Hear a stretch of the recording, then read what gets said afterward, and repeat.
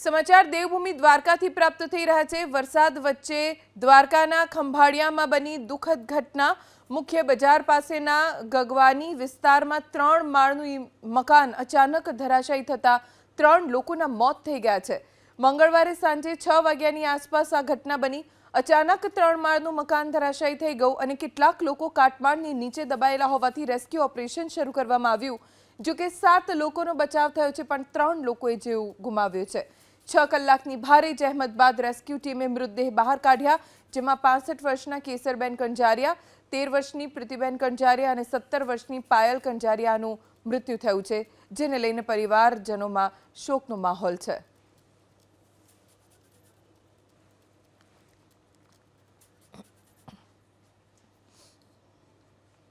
सात लोकोने बचावी लेवामां सफलता मळी छे, पण 3 लोकोनो आ घटनामां जीव गयो छे, जेमां 2 युवतीओ छे अने एक वृद्धा छे, जेमनुं मृत्यु थयुं छे।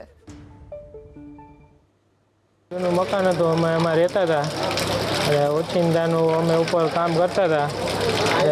अवाज आव्यो घरघरतो। 3 जणा नीचे हता, 5 जणा उपर हता। तो अमे ओला बीजा रूममां નીકળી ગયા। પછી પડ્યા પછી તો કાંઈ થાય નહીં, ધડાટી થઈ नीचे, પછી નીકળી ના આવ્યા नीचे। ये रेस्क्यू ऑपरेशन लगभग 5 से 6 घंटे चला। 6 से 7 ऑपरेशन हमने रेस्क्यू किया, जिसमें 3 विक्टिम निकाले गए।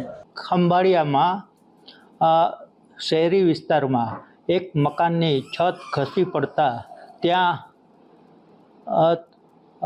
3 લોકોના મૃત્યુ થયેલ છે। ત્યાંથી રેસ્ક્યુ કરી અને અહીંયા સારવાર માટે લાવેલા હતા, પણ એ ત્રણેય મૃતદેહ જ આવેલા હતા અને અમારા દ્વારા તેને તપાસી એ મૃત હતા, મૃત જાહેર કર્યા છે। અફસોસ છે કે અમે એને સારવાર આપી ન શક્યા અને કંઈ કરી ન શક્યા। બનાસકાંઠાથી સમાચાર પ્રાપ્ત થઈ રહ્યા છે। વીજળી પડતા 2 બહેનોના મોત થઈ ગયા।